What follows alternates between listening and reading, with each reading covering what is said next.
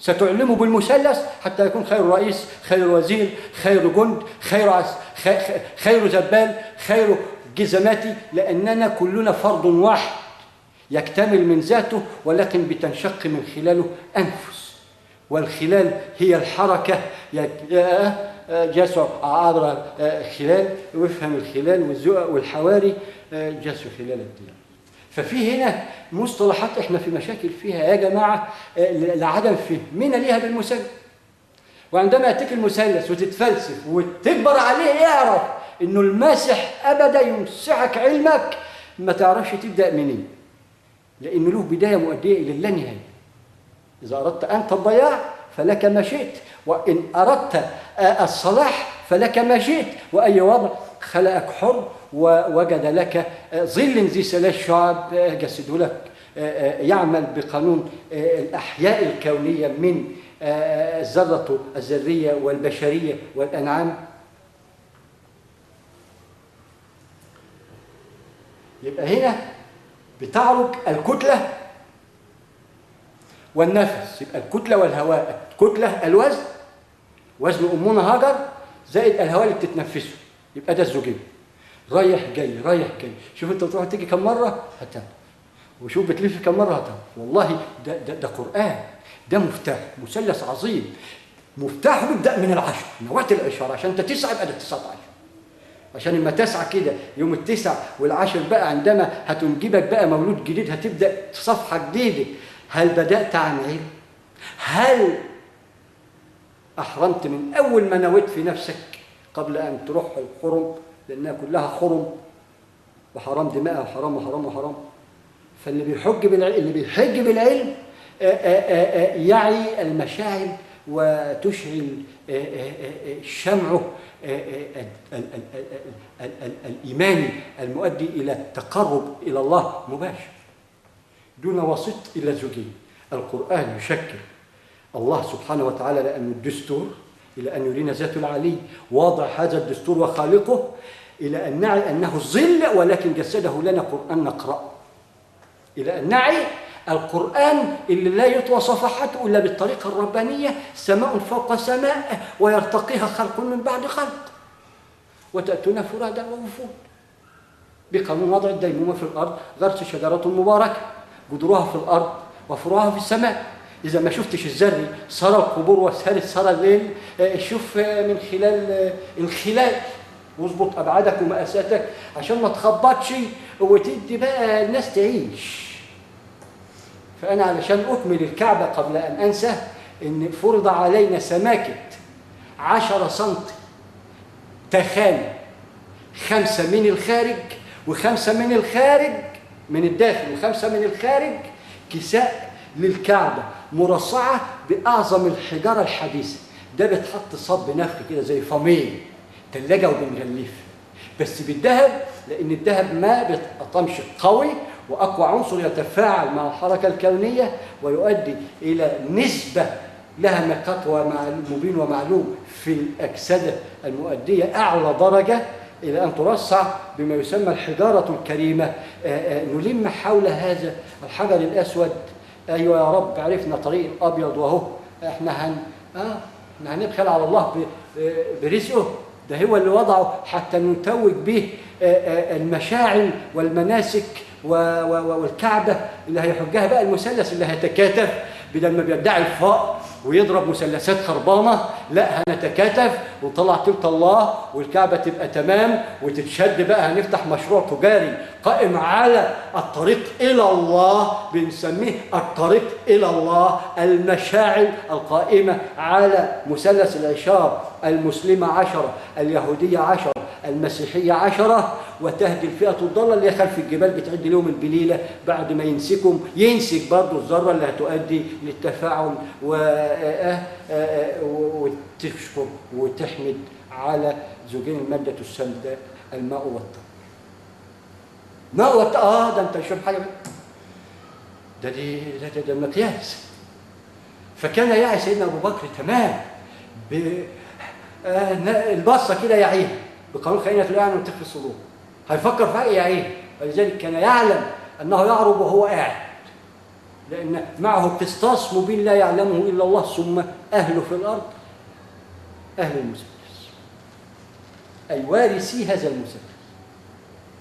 القائم رضينا أم أبينا، لأننا نرتدج الباب الزوال حتى يكون لنا آية المؤدية للبقاء.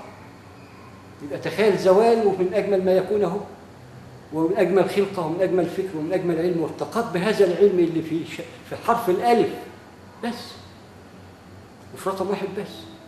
ولكن طموعنا ادانا نواة الإعشار حتى تكون لنا بداية، لأنه كريم يحب الكرم فأكرمنا، ونحن لا نعي مقياس هذا الكرم، لأننا لم يكن معنا مقياس حتى نقدر الله حق قدره. وأينما ذهبنا من خلال العلم ولن قدر الله حق قدره إلا بمقياس ذرة، بمقياس لواقح الرياح في فلك كوني. ولكن سبحان من عدنا بالتزكية القائمة على الزوجين، هيزكينا من خلال الزوجين الماء والمأكل. يبقى هنا الأم بتسعى بزوجين، الكتلة والهواء. يبقى أنا لما أجيب الهواء أوجده في خزان طاقة ثابتة زائد ثباتها من خلال الكتلة 10، الكيفية اللي هي الحركة هنعرفها على ذات المثلث القائم على خزان وكتلة ومحرك، يؤدي إلى إنجاب 9 مقياس أولي مؤدي إلى اللانهاية فيما هو أعلى، وإلى ما لا نهاية فيما هو إلى أسفل، أي الدرك، لأننا قد ما عرجنا فنحن برضو في الدرك القائم عليه المعارك، لأن لا معارك دون درك، لأننا في الدرك الأسفل. هو ارتقانا في المنزلة، ولكن العلم كل منا يعي إلى أين مع الله واحد، ولن يكشف ستره إلى الآخر إلا إن مكر بيجعله آية ويكشف ستره بقى، خلاص مدى مكر ومدى نظام قسطاس مبين ومعلوم. ده نواه الإعشار حاجة فيها مثلث بلعان مراد، لأن مقياسها المثلث اللي هينشئ ظل بقى، اللي هو بعد 10 هيجي بقى اللي يؤدي للتوازن. يبقى هنا الكتلة والهواء. الكتلة هنستخدمها في الوزن 10، والهواء هنحطه بقوة 19. يبقى 19 قادرة على إرجاع 10. عندما تأتي 10 إلى أسفل في طاقة تحت 19.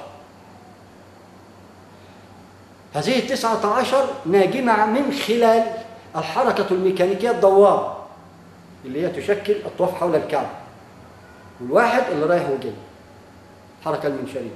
يبقى أداء 10 كيلو بينزلوا بيقلبوا 19، لأن 10 وال9 لما بيجي توقيتهم مع بعض ينزلوا بيديني قوة 19. باخد أنا واحد بيتبقى 18.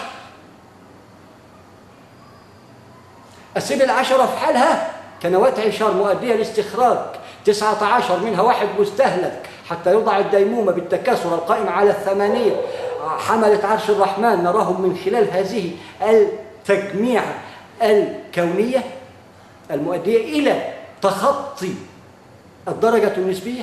يبقى المعادلة الكونية تفوق فلك وفلق ما يسمى بالنسبية، لأن الفلك ما يسبح، فلك الظل هذا عرش الرحمن.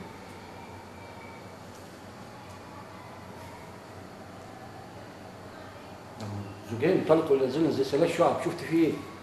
ده قرآن، اقرأ واحسب كفاك بنفسك وشوف. هنبدأ من الأول عشان من الألف، فالألف هيديك 10 وما طلعش، فأنا هديك 10 وكون أنت 11.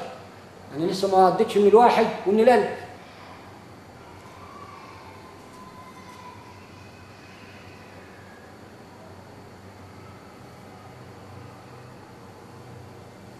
يبقى الطاقة الثابتة 19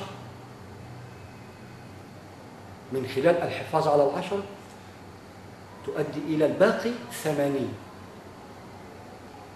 متجددة. يبقى الواحد المتجدد المؤدي لتكرار ما يسمى 19. الواحد ده الخليفة، أدى عنصر منه من حواء وشعوب وقبائل. نفس الشيء شرط ضغط حريق الفرقعة المؤدية إلى زطع الفضل.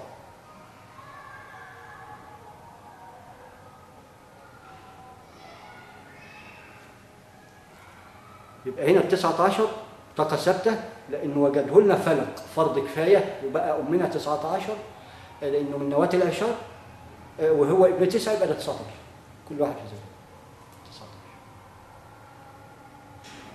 فهنا أنا شايفه سامع، وخليني 5 دقايق بس لله. ده أنت بخيل ما عندكش لله نهائي، أعلم من الله سبحانه وتعالى. أنا عيان، ما هو شرب شلام هلبي، ما هي بقت بصراميط ليه؟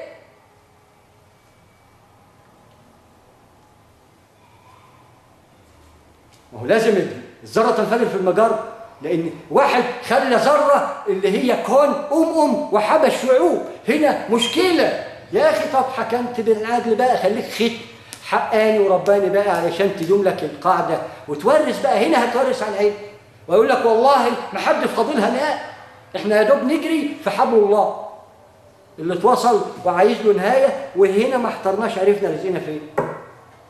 في الإصلاح، لأننا عمالة هنصلح للي جاي، أجرنا بناخده على هذا الشيء.